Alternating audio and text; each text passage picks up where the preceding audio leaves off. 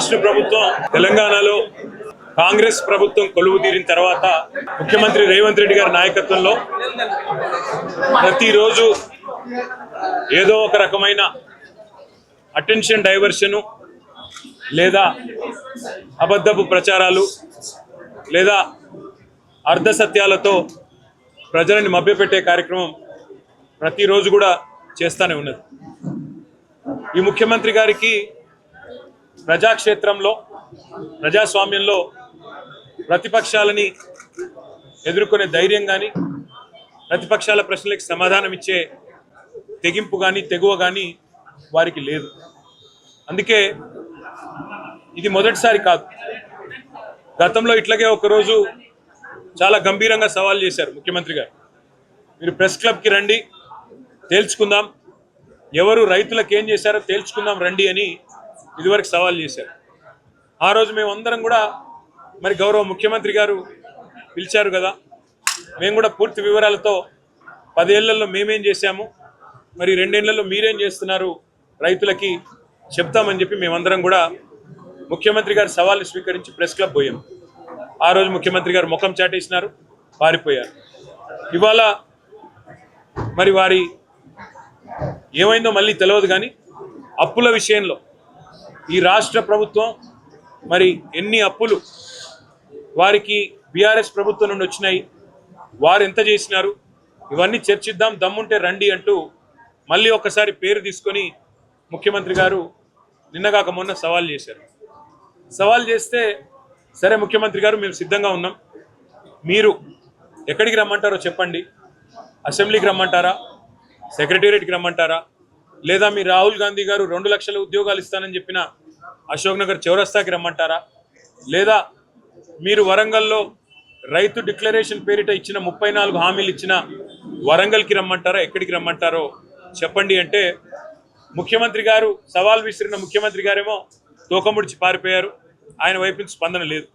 మధ్యలో సందెట్లో సడేమియా అని మరి మా జూపల్లి కృష్ణారావు గారు మంత్రి గారు ఆయన దూరాడు. ఆయన దూరి నేను వస్తున్నా రేపు పొద్దున 11 గంటలకి తెలంగాణ భవన్కే వస్తున్నా, మీ ఇంటికే వస్తున్నా, మీ ఆఫీస్కే వస్తున్నా అని చాలా పెద్ద ప్రకటనలు ఈయన చేసినట్టుగా పత్రికల్లో చూశాను. మేమందరం కూడా ఉదయం 10 గంటలకే వచ్చి కూర్చున్నాం. జూపల్లి గారు వస్తే శాలువా కప్పి స్వాగతం పలికి ఆ తర్వాత పత్రికల సమక్షంలో మాట్లాడదాం జూపల్లి గారితో, అన్ని విషయాలు రాష్ట్ర ప్రజలు కూడా చూస్తారు, గౌరవ మంత్రి గారు మరి ముఖ్యమంత్రి గారు పంపితేనే వస్తున్నాడని మేము అనుకున్నాం. మరి ఆయన రాలేదు, ముఖం చాటేసినాడు. ఇప్పుడు ఎక్కడో కూర్చొని మళ్ళీ సేమ్ డైలాగులు, మళ్ళీ చేతగానుడికి మాటలు ఎక్కువ అని, సవాల్ స్వీకరించే సత్తా లేదు, ఇచ్చిన మాట నిలబెట్టుకునే తెలివి లేదు, మళ్ళీ ఎక్కడో కూర్చుని పనికిమాలిన డైలాగులు కొడతా ఉన్నారు.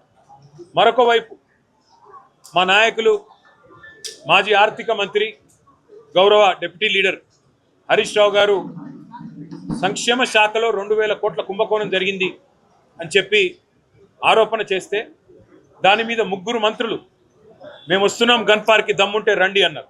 ఇక్కడ హరీష్ రావు గారు బయలుదేరితే మరి వాళ్ళే పోలీసు వాళ్ళకి ఫోన్ చేసి మరి భయపడ్డారేమో. ఎక్కడ హరీష్ రావు గారు, మా నాయకులు, మా శ్రీనివాస్ గౌడ్ గారు, మా ఆర్ఎస్ ప్రవీణ్ కుమార్ గారు ఎక్కడ మళ్ళీ వచ్చి వాస్తవాలు చెప్తే ప్రజల ముందు పరువు పోతుందని ఇక్కడ మా తెలంగాణ భవన్లో బయలుదేరిన మరుక్షణంలోనే పోలీసుల చేత అరెస్టు చేయించి ఇప్పుడు కంచన్బాగ్ పోలీస్ స్టేషన్కి తీసుకొని పోతా ఉన్నారంట. నేను రాష్ట్ర మంత్రులను అడుగుతా ఉన్నాను. ఒక మంత్రి ఏమో తెలంగాణ భవన్కి వస్తా అంటాడు, పారిపోతాడు. 3 మంత్రులేమో రండి గన్ పార్క్ అంటారు. మా వాళ్ళు గన్ పార్క్ బయలుదేరితే మా నాయకులు మీరు మమ్మల్ని అరెస్టు చేయిస్తారు. ఇంత భయం ఎందుకు? చేతనైతే అసెంబ్లీ పెట్టండి, కావాలంటే ఒకరోజు అసెంబ్లీ ప్రత్యేక సమావేశం పెట్టండి, పెట్టి అప్పులేదు. ఎందుకంటే అక్కడన్నా కనీసం మీకు స్పీకర్ గారు మీకు రక్షణగా ఉంటారు. మాకు ఎట్లాగో మైక్ ఇవ్వకుండా మీకే మైక్ ఇచ్చి 1కి 10 సార్లు ఎట్లాగో మీకు బయట మాతో బహిరంగ వేదికల మీద కానీ బహిరంగంగా మీడియా ముందు కానీ చర్చించే దమ్ము ఈ ప్రభుత్వానికి లేదు, ముఖ్యమంత్రికి లేదు, మంత్రులకు లేదు. పిరికి పందలు, చేతగాని దద్దమ్మలు అనే మాట తేలిపోయింది. కాబట్టి ఈ చేతగాని వాళ్ళు సవాళ్ళు ఎందుకు వేయాలా, సవాళ్ళు ఎందుకు విసిరాలా, ఎందుకు మాట్లాడాలా గొంతులు పెంచుకుని? చేతనైతే ముఖ్యమంత్రి గారు మంత్రులకు నేను చెప్తా ఉన్నా, కనీసం స్పీకర్ గారు మీకు రక్షణ గోడ లాగుండే, రక్షణ కవచం లాగుండే అసెంబ్లీ అన్న పెట్టండి. పెట్టి మాకు మైక్ కట్ చేయకుండా మాకు గంట అవకాశం ఇవ్వండి. మీరు కావాలంటే 5 గంటలు మాట్లాడుతుంది, మేము వద్దంటలేదు. ఎవరేంటో ప్రజలు చూస్తారు, ఎవరు చెప్పేదానిలో వాస్తవం ఉందో ప్రజలే తెలుస్తారు. అంతేగాని ఈ చేతగాని డైలాగులు, మళ్ళీ చేతగాని సవాళ్ళు విసిరి పారిపోవడం, దీనివల్ల ప్రజాక్షేత్రంలో మీ డొల్లతనం, ప్రజాక్షేత్రంలో మీ అసమర్థత, మీ అవినీతి మళ్ళొకసారి మీది మీరే చెప్పుకున్నట్టు అయిందని చెప్పి కూడా తెలియజేస్తూ, ఇవాళ చాలామంది పిల్లలు, దాదాపు ఒక 100 మంది పిల్లలు అందరూ కూడా పోలీస్ కానిస్టేబుల్ ఉద్యోగాల కోసం ప్రిపేర్ అవుతున్న పిల్లలు, గ్రామీణ ప్రాంతాల నుంచి, జిల్లాల నుంచి ఇక్కడికి వచ్చి దిల్సుఖ్ నగర్లో మరి వాళ్ళ తల్లిదండ్రి కష్టపడి నెలకు ఒక 4-5 వేల రూపాయలు పంపిస్తే అందులో అవస్థలు పడుతూ పీజీ అకామిడేషన్లలో ఉంటూ, వర్కింగ్ విమెన్స్ హాస్టళ్లలో ఉంటూ, చుట్టాల ఇళ్లలో ఉంటూ అవస్థలు పడుతూ ప్రిపేర్ అవుతున్న పిల్లలు ఇవాళ తెలంగాణ భవన్కి వచ్చారు. వచ్చి వారందరూ చెప్పింది ఏమంటే, అన్న మీ ప్రభుత్వం ఉన్నప్పుడు ఆనాడు మీరు మొత్తం 9.5 ఏళ్లలో పోలీస్ నోటిఫికేషన్లు మీరు 46,600 ఉద్యోగాలకు మీరు పోలీస్ నోటిఫికేషన్లు ఇచ్చారు. 2016లో ఇచ్చినప్పుడు 9,281 పోస్టులకు ఇచ్చినారు. సబ్ ఇన్స్పెక్టర్లు 539 మందికి ఇచ్చారు. అట్లాగే 2018లో మళ్ళొక నోటిఫికేషన్లో 18,428 మందికి నోటిఫికేషన్లు ఇచ్చారు. దాంతోపాటు సబ్ ఇన్స్పెక్టర్లు 1,271 పోస్టులు ఇచ్చారు. మళ్ళీ 2022లో కూడా మీరు 16,614 ఉద్యోగాలకు నోటిఫికేషన్ ఇచ్చారు. సబ్ ఇన్స్పెక్టర్లు కూడా 554 మందికి ఇచ్చారు. అదే రేవంత్ రెడ్డి గారి ప్రభుత్వం మరి స్పష్టంగా వాళ్ళే చెప్పారు, నోటిఫికేషన్లు ఇంకా ఎన్ని ఖాళీలు ఉన్నాయి అంటే 17,000 ఖాళీలు ఉన్నాయి అని చెప్పి వారే స్పష్టంగా లిఖితపూర్వకంగా ఆర్టీఐలో తీసుకుంటే సమాచారం కూడా ఇచ్చారు. కానీ మరి పోస్టులు పిలిచే కాడికి వచ్చేసరికి మాత్రం ఇవాళ కేవలం 5,000 ఉద్యోగాలు పిలుస్తామంటున్నారు. మేమందరం ప్రిపేర్ అవుతున్నాం, ఏజ్ రిలాక్సేషన్ కోసం ఎదురు చూస్తున్నాం. రేవంత్ రెడ్డి గారే 32 కాదు 34 ఏళ్ళు అని చెప్పి మినహాయింపిస్తాను మాట ఇచ్చారు. ఇది ఆయన ట్విట్టర్లోనే రేవంత్ రెడ్డి గారు పెట్టింది. 56,000 ఉద్యోగాలు ఇస్తానని చెప్పి 56,000 కొలువులు భర్తీకి రెడీగా ఉన్నది ప్రభుత్వం అని రేవంత్ రెడ్డి గారు, అందులో 12,000 పోలీసు ఉద్యోగాలని ఆయనే చెప్పి ఆయన ట్విట్టర్ అకౌంట్లో పోస్ట్ చేసింది కూడా తీసుకొచ్చారు. తీసుకొని రావడంతో పాటు మీరు ఇందులో చెప్పిన మాట, మేము గతంలో కూడా భర్తీ చేశాం, భవిష్యత్తులో కూడా భర్తీ చేస్తామని కేసీఆర్ గారు ఆయన గవర్నమెంట్లో ఇచ్చిన నోటిఫికేషన్లు కూడా తన ఖాతాలో వేసుకొని ముఖ్యమంత్రి గారు మభ్యపెట్టే ప్రయత్నం చేస్తూ ఉన్నారు. ప్రియాంక గాంధీ గారు స్వయంగా వచ్చి జాబ్ క్యాలెండర్ అని చెప్పి యూత్ అదేంటి డిక్లరేషన్ అని చెప్పి మా అందరికీ కూడా మాట ఇచ్చారు. ఉద్యోగాలు వచ్చేంత వరకు నెలకు 4,000 నిరుద్యోగ భృతి ఇస్తామన్నారు. ఏది జరగలేదన్నా కనీసం మాకు ఉద్యోగాలన్నా రావాలి అంటే 20,000 ఉద్యోగాలకు నోటిఫికేషన్లు ఇచ్చే విధంగా మీరు ప్రభుత్వాన్ని డిమాండ్ చేయండి అంటూ పిల్లలందరూ కూడా వచ్చి మరి వారు కలిశారు. వారందరు చుట్టూ తిరిగారు. ఎమ్మెల్యేలు, డిప్యూటీ సీఎం, ఇగో డీజీపీని కూడా కలిశారు. కలిసి అడిగారు, అయ్యా మీరు చెప్పిన మాటే, మేము అడుగుతున్నది ఏది గొంతమ్మ కోరికలు కావు, మీరు చెప్తున్న మాట మీడియాలో స్పష్టంగా ప్రభుత్వమే ఇచ్చిన వివరాలు ఏవైతున్నాయో వాటి ఆధారంగానే మేము అడుగుతా ఉన్నాం. మీరు ఇచ్చిన యూత్ డిక్లరేషన్ ఆధారంగానే అడుగుతున్నాం. 2 లక్షల ఉద్యోగాలు మొదటి సంవత్సరంలో చేస్తా అన్నారు. సరే 2.5 సంవత్సరాలు అయిపోయింది, ఇప్పటి వరకు 12,000 ఉద్యోగాలు కూడా మీరు భర్తీ చేయలేదు. చేయకపోగా నిరుద్యోగ భృతి అన్న మాటను ఎక్కడో గంగలో ఎక్కడో ముంచేసినారు. 4,000 రూపాయలు ఒక్కొక్క నిరుద్యోగికి అన్నారు, ఒక్కరికి ఇవ్వలేదు. కనీసం మేము 4 ఏళ్లుగా శిక్షణ పొందుతున్నాం, మా తల్లి తండ్రి అవస్థలు పడి మమ్మల్ని హైదరాబాద్లో ఇక్కడ ఉంచి నెల నెల డబ్బులు పంపి మా కొడుకు లేదా మా కూతురు గవర్నమెంట్ ఉద్యోగం వస్తే ఒక సామాజిక భద్రత, సమాజంలో ఒక గౌరవం ఉంటుంది, భవిష్యత్తు బాగుంటుందన్న ఉద్దేశంతో మమ్మల్ని కష్టపడి చదివిస్తున్నారు. ముఖ్యమంత్రి గారేమో నిన్నగాక మొన్న శిల్పకళా వేదికలో మాట్లాడుతూ ఎండ్రిని దాగి చావండి అని కూడా అడ్డగోలుగా మాట్లాడుతూ ఉన్నారు. మాకు లేని ఆలోచన, మమ్మల్ని లేనిపోని విధంగా రెచ్చగొట్టే విధంగా మాట్లాడుతున్నాడు. ఉద్యోగాల నోటిఫికేషన్ల విషయంలో మీరు ప్రభుత్వాన్ని డిమాండ్ చేయండి. 20,000 ఉద్యోగాలు కానిస్టేబుల్ ఉద్యోగాల భర్తీకి ప్రభుత్వం వెంటనే చర్యలు తీసుకునే విధంగా మీరు మా తరపున పత్రికలతో మాట్లాడండి, పత్రికా ముఖంగా మీరు ప్రభుత్వానికి విజ్ఞప్తి చేయండి, ఉత్తరం రాయండి, అన్ని ఖాళీలు అన్ని వివరాలతో వారికి విజ్ఞప్తి చేయండి, అసెంబ్లీలో కూడా ప్రశ్నించండి అంటూ వాళ్ళందరూ కూడా ఇవాళ మమ్మల్ని కలవడానికి వచ్చారు. వారికి నేను చెప్పింది ఒకటే, కేసీఆర్ గారి ప్రభుత్వం 9.5 సంవత్సరాల్లో 95% మనం స్థానికులకే ఉద్యోగ అవకాశాలు కల్పించే విధంగా భారతదేశంలోని 28 రాష్ట్రాల్లో ఏ రాష్ట్రంలో లేని విధంగా విద్యలో ఉపాధి అవకాశాల్లో ప్రభుత్వ కొలువుల్లో 95% స్థానికులకే రిజర్వేషన్ కల్పించిన ఒకే ఒక్క ప్రభుత్వం కేసీఆర్ గారి ప్రభుత్వం. అట్లాగే 2,32,000 ఉద్యోగాలు మధ్యలో 2 ఏళ్ళు కరోనా వచ్చిన సంవత్సరంన్నర ఈ కొత్త జోనల్ వ్యవస్థ తేవడానికి 95% రిజర్వేషన్లు తేవడానికి ఇబ్బంది కలిగిన ఉన్న మిగతా 6 ఏళ్ల కాలంలో మరి 2,32,000 ఉద్యోగాల భర్తీకి నోటిఫికేషన్లు ఇచ్చింది కేసీఆర్ గారి ప్రభుత్వం. అందులో 1,60,000 ఉద్యోగాలు భర్తీ చేసింది కేసీఆర్ ప్రభుత్వం. దాదాపు 46,000 పైచిలకు పోలీసు ఉద్యోగాలు భర్తీ చేసింది కేసీఆర్ ప్రభుత్వం. మరి మీ కోరిక మేరకు వారిని రాష్ట్ర ప్రభుత్వాన్ని కూడా మేము తప్పకుండా అడుగుతాం. అడిగి మరి వారు దిగి వచ్చేదాకా మీతో మేము కూడా ఉంటాం. నన్ను వాళ్ళు దిల్సుఖ్ నగర్ కూడా రమ్మని ఆహ్వానించారు. అన్న మీరు రండి, మేమందరం దిల్సుఖ్ నగర్లో ఉన్నాం, మీరు రండి అంటే తప్పకుండా తొందరలో దిల్సుఖ్ నగర్ కూడా వచ్చి మిమ్మల్ని కలుసుకుంటానని చెప్పి ఆ పిల్లలకు మాటిచ్చాను. ఇవాళ వచ్చిన 100 మంది కాదు, అక్కడ వేలాది మంది ఉన్నారు. వారందరినీ కలుస్తాం. వారందరిలో కూడా ఒక ఆత్మవిశ్వాసాన్ని నింపే ప్రయత్నం, వారందరిలో కూడా ఈ రాష్ట్ర ప్రభుత్వం ఇచ్చిన దొంగ హామీలు, ఈ రాష్ట్ర ప్రభుత్వం చెప్తున్న దొంగ మాటలు, ఇవ్వని ఉద్యోగాలు ఇస్తున్నట్టుగా చేస్తున్న నటనలు, ఇవన్నీ కూడా బయట పెడతాం. ఈ చేతగాని అసమర్థ ప్రభుత్వం దిగిపోయేదాకా వారితో పాటు భుజం భుజం కలిపి ముందుకు నడుస్తామని చెప్పి మీకు తెలియజేస్తూ ఇప్పుడు కొంతమంది పిల్లలు కూడా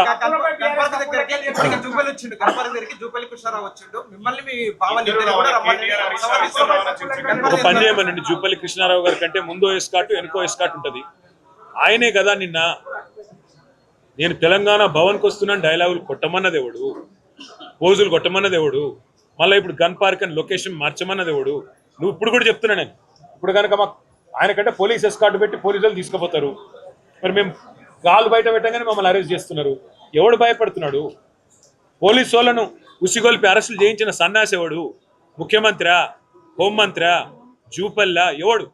అసలు మంత్రుల క్లారిటీ ఉందా? 4 మంత్రులు ఏం బీకడా అనుకున్నారు మీరు?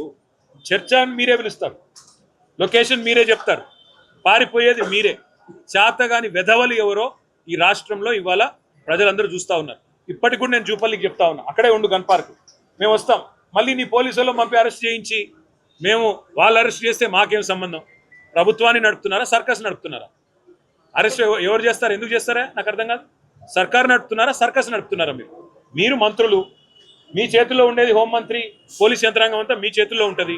మా నాయకులు హరీష్ రావు గారు, ఎందుకంటే ఆయన గతంలో ఆర్థిక శాఖ మంత్రిగా పనిచేశారు.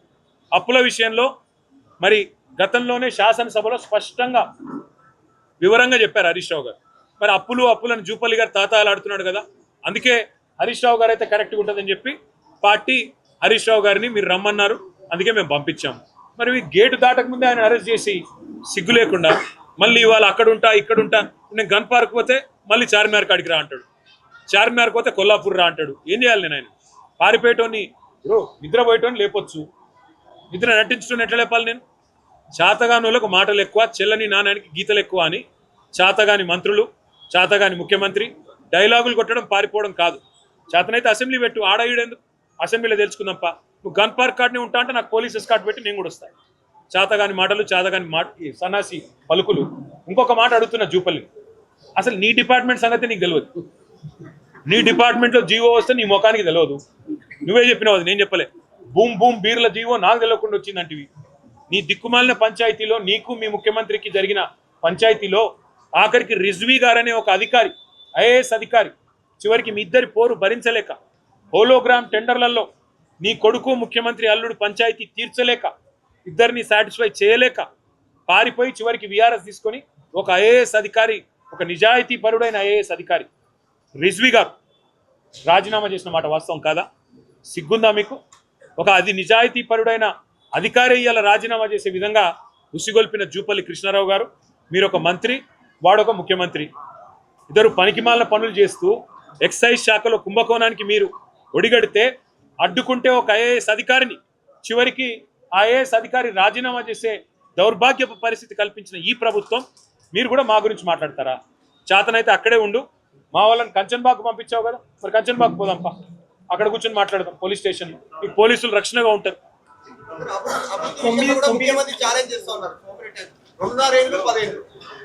ముఖ్యమంత్రి గారి అభివృద్ధి అంటే ఆయన ఆస్తులు, అనుముల బ్రదర్స్ అదానీని దాటిపోయే విధంగా సంపాదిస్తున్న తీరు, 1 కోటి ఎకరాలు నిషేధిత జాబితాలో పెట్టి 30% ఒక్కొక్క డీల్లో సంపాదిస్తున్న పద్ధతి, ఆ అభివృద్ధి గురించి అయితే ముఖ్యమంత్రి గారు బాగా చేస్తున్నారు.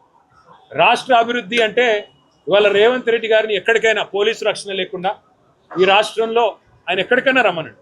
అశోక్ నగర్కి వస్తాడా, దిల్సుఖ్ నగర్కి వస్తాడా, పోనీ గాంధీ భవన్కి వస్తాడా, ఎక్కడికి వస్తాడా అడగండి, మేము కూడా వస్తాం.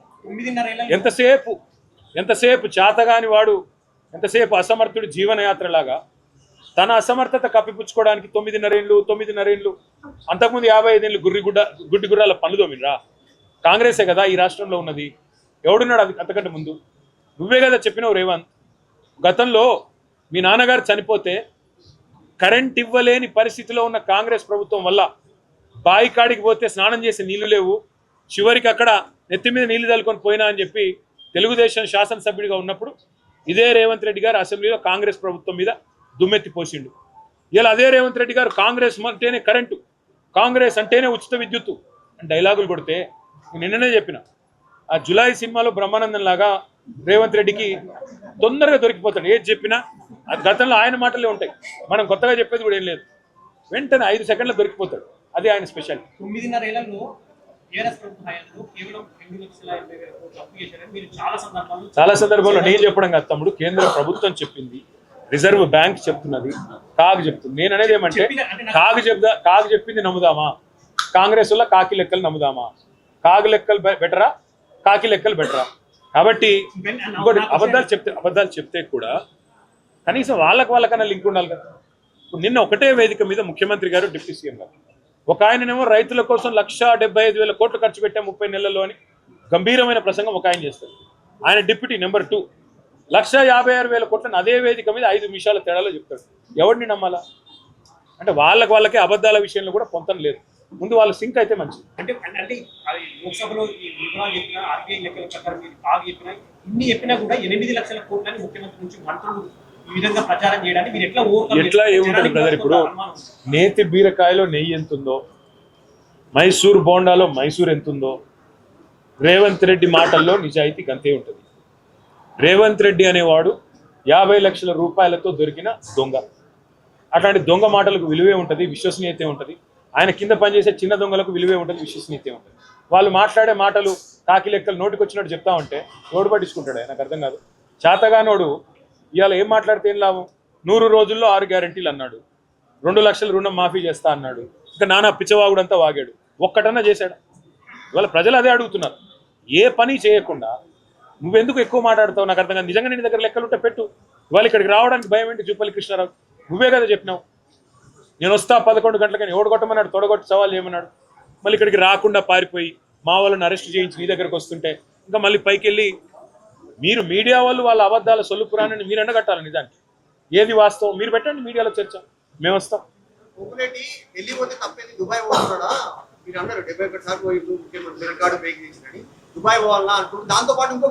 72 సార్లు పోవడం అంటే నేను అన్నది ఎందుకు? ఢిల్లీ పోతే నాకు ఎవడు ఇజ్జత్ ఇస్తలేడు అని నువ్వే అంటు. మరి ఎవడు పిలుస్తుండే నిన్నాడా? 72 సార్లు పోయి నువ్వు పీకింది ఏంది? 72 పైసలు తెచ్చినావా అని నేను అడిగి. నువ్వు దుబాయ్ పోతావా, లండన్ పోతావా, హార్వర్డ్ బిజినెస్ స్కూల్ పోతావా, ఎడవతే నాకెందుకు? కానీ పొంగులేటు చేయాల్సిన పని ఏంటంటే అసలు నీ డిపార్ట్మెంట్లో 1 కోటి ఎకరాలు నిషేధిత జాబితాలు ఎందుకు పెట్టినావు? నీ కొడుకు వట్టినాగులపల్లిలో నీ కొడుకు ఇవాళ కంపెనీల మీద పడి భూములు ఎందుకు లాక్కుంటున్నాడు? ఆయన మీద కేసులు పెట్టిన అధికారులు ఎందుకు ట్రాన్స్ఫర్ అవుతున్నారు తెల్లారి కల్లా? అది చెప్పు. 20 లక్షల ఇండ్లు కడితేనే ఓట్లు అడుగుతా అన్నావు కదా, ఇందిరా ఇండ్లు. 20 లక్షల మంది గృహప్రవేశాలు చేయించే ఓట్లు అడుగుతా అన్నావు కదా. చేతనైతే అది నిలబెట్టుకో. తెల్లారు లేస్తే రోజు సొల్లెందుకు? ఏ చర్చ? చెప్తున్నారు కదా, మేము హైదరాబాద్లో 1,00,000 ఇండ్లు కట్టాం, డబల్ బెడ్రూమ్ ఇల్లు మేము 1,00,000 ఇల్లు కట్టాం. పొంగులేటి శ్రీనివాసరెడ్డి 1,01 ఇల్లు కడితే ఈరోజు చెప్తా ఉన్నాను, 101 ఇండ్లు హైదరాబాద్లో కనుక పొంగులేటి శ్రీనివాసరెడ్డి కడితే దేనికంటే దానికి నేను సిద్ధం. రెండవది 20 లక్షల ఇండ్లు కట్టినాకనే ఓట్లు అడుగుతాను పొంగులేటి శ్రీనివాసరెడ్డి చెప్పాడు. కావాలంటే వీడియో మీ అందరికి కూడా వీడియో నేను పంపిస్తా. ఆయన మరి సవాల్ సిద్ధంగా ఉన్నాడు చెప్పండి. ఎట్లా చూస్తాం? చాతగానోళ్లకు మాటలు ఎక్కువ, చెల్లని రూపాయికి గీతలు ఎక్కువ. ఈ ముఖ్యమంత్రికి మంత్రులకు బిల్డప్ ఎక్కువ తప్ప పని చేయడం చేత కాదు. ఈ రోజు కూడా ఈ నిమిషానికి కూడా ఇప్పుడు కంచన్ బాగ్ పోదామంటే పోదాం. మేము ఇక్కడ నుంచి బయలుదేరితే మమ్మల్ని అరెస్ట్ చేస్తారు. మా నాయకులు హరీష్ రావు గారు, శ్రీనివాస్ గౌడ్ గారు, మా ఆర్ఎస్ ప్రవీణ్ కుమార్ గారు, మాజీ ఎమ్మెల్యేలు అందరినీ అరెస్ట్ చేసి తీసుకొని పోయారు. మీకు ఏ భయము లేకపోతే మీ వాదనలో నిజాయితీ ఉంటే, మీ దగ్గర వాస్తవాలు ఉంటే, మీరు ఏ కుంభకోణాలు చేయకపోతే అరెస్ట్ చేయాల్సిన అవసరం ఏముంది? ఎందుకు భయపడుతున్నారు? గన్ పార్క్ కాడికి వస్తాను మీరే అన్నారు, మేము గన్ పార్క్ కాడికే బయలుదేరుతుంది. మొదలు ప్రెస్ క్లబ్ అంటివి, కాదు మీరు గన్ పార్క్ అన్నారు, గౌరవ మంత్రులు కదా అని ఆడికే బయలుదేరినాము. మళ్ళీ అక్కడికి పోతా అంటే అరెస్టు. ఇప్పుడు కూడా జూపల్లి కృష్ణారావు గారు ఇక్కడికి వస్తానని చెప్పి 11 o'clock అన్నారు, ఇప్పుడు 12:30 అవుతుంది. మేము ఇంకా ఇక్కడ ఎదురు చూస్తూనే ఉన్నాం. షాలువా రెడీగా ఉంది, మంత్రి గారి కుర్చీ కూడా రెడీగా ఉంది, మైకులు రెడీగా ఉన్నాయి, కెమెరాలు కూడా రెడీగా ఉన్నాయి. ఇప్పటికైనా వస్తానంటే మంత్రి గారి సేఫ్టీ బాధ్యత నాది, రమ్మనండి.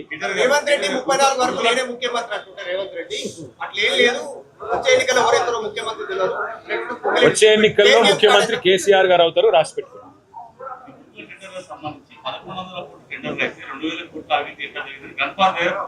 గన్ పార్క్ దగ్గర అదే సోదరా, మా వాళ్ళని అరెస్ట్ చేయకుండా ఆడికి వస్తే అన్ని తెలుస్తాయి కదా. మీరు అంత భయపడుతూ మోనోలాగ్ మాత్రమా? డైలాగ్ కావాలంటే ఇద్దరు రావాలి. నేను ఒక ఏకపాత్రాభినయం చేస్తా ముగ్గురం కూర్చుని అంటే మరి మీ పోలీసు వాళ్ళకి చెప్పండి, కంచన్ బాగ్లో ఉండే మా నాయకులను వదిలిపెట్టమనండి, అందరూ స్ట్రైట్గా గన్ పార్క్ వస్తాం, మీకు నిజాం క్లబ్లో భోజనం మేమే అరేంజ్ చేస్తాం, బ్రహ్మాండంగా మీకు మీడియాకు అందరికి అరేంజ్ చేస్తాం, మా ఖర్చులతో మంత్రులకు కూడా బోవ పెడతాం, కావాలంటే 5 రూపాయల అన్నపూర్ణ క్యాంటీన్ ఉంది కదా, అక్కడ అందరం కలిసి తిందాం, గన్ పార్క్లో మాట్లాడుతాం. సవాళ్ళు ప్రతి సవాళ్ళు నడుస్తున్నాయి, ఇదంతా నడుస్తుంది. నెక్స్ట్ బీఆర్ఎస్ పార్టీ ఏం ఎదురు చూస్తాం మంత్రుల కోసం. అసెంబ్లీ వస్తుందా చూద్దాం, మా పని మేము చేస్తాం. ప్రజా పాలన అంటున్నారు కదా, ఈ ప్రజాపాలనలో జరుగుతున్న అవినీతి, ఈ ప్రజాపాలనలో మీరు చేస్తున్న వింత వింత కార్యక్రమాలు, మీరు చేస్తున్న విడ్డూరమైన పనులు, మీ అన్నదమ్ముళ్ళు రేవంత్ రెడ్డి గారి అన్నదమ్ముళ్ళు, రేవంత్ రెడ్డి గారి అనుయాయులు చేస్తున్న దోపిడీ, ఇట్లా ఒక్కొక్క వర్గాన్ని వంచిస్తున్న తీరు. ఇవాళ పిల్లల్ని మోసం చేసి 2 లక్షల ఉద్యోగాలని చెప్పి, సంవత్సరంలో 2 లక్షల ఉద్యోగాలు ఇస్తామని చెప్పి పిల్లలందరినీ మోసం చేశారు. 19,000 ఉద్యోగాలు ఖాళీగా ఉంటే ఇవాళ 5,000 ఉద్యోగాలని చెప్పి రేవంత్ రెడ్డి గారు చెప్తా ఉన్నారు. ఇంతవరకు అది కూడా నోటిఫికేషన్ ఇవ్వలేదు. అందుకే నేను అనేది, ఒక్కొక్క వర్గాన్ని కలుస్తాం, కాంగ్రెస్ వాళ్ళకు చేసిన మోసాన్ని వివరిస్తాం. రైతు సంగ్రామ సదస్సు ఎట్లా అయితే రైతు డిక్లరేషన్ జరిగిన వరంగల్లో పెట్టామో, అట్లాగే యువజన డిక్లరేషన్, SC/ST డిక్లరేషన్, అట్లాగే BC డిక్లరేషన్, మైనారిటీ డిక్లరేషన్, అట్లాగే విద్యార్థి డిక్లరేషన్, ఇవన్నిటికి సంబంధించి కార్యక్రమాలు తీసుకుంటాం. ఆయా వర్గాలకు కాంగ్రెస్ చేసిన మోసాన్ని తప్పకుండా వివరిస్తాం, అందరినీ చైతన్యవంతులు చేస్తాం.